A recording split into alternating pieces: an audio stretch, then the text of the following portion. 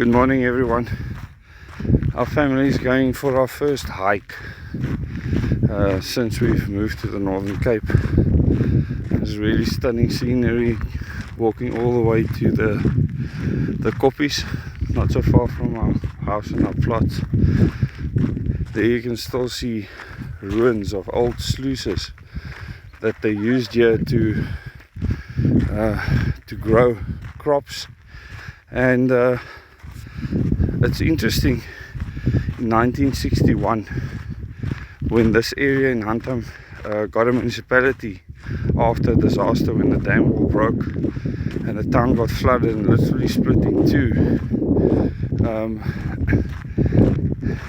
Things were in incredible shape back then. They had fruit orchards, they had a whole lot of infrastructure. All of this land around here was Lucerne farming, and people had plots here with water coming from the Sak river to flood all of these plots, and that has just all stopped. And it stops because people lose the will to do something.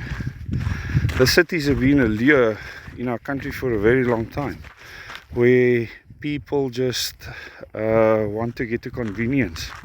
And I understand that. I've lived in that world for most of my life, and now living out here in the Brandvlei area, it is incredible to be able to just walk in clean air out into open space. Probably reminiscent of what the Khoi and the Sand people experienced for thousands of years before other people headed to these areas, especially in the Northern Cape. And the one thing I wanted to mention is that I'm going to be doing the definition of genocide with all of you today, and later when I put out that video, you will understand. There's a pack of dogs out here. You will understand how the people have literally survived in a barren landscape since forever. They didn't need all the conveniences of the West or Europe or any of those made up things. They just lived off the land, and they knew how to do it well. And many people that came from Europe and other places have struggled to survive in some of these areas because they were not willing to suffer the way many of the Khoi and Sand people did in the areas where they lived, and live with the difficulty of not having water all the time, not having food all the time, and adapt to that. We are actually walking towards the koppie, so I mean the sun is not beating us as we're walking there. But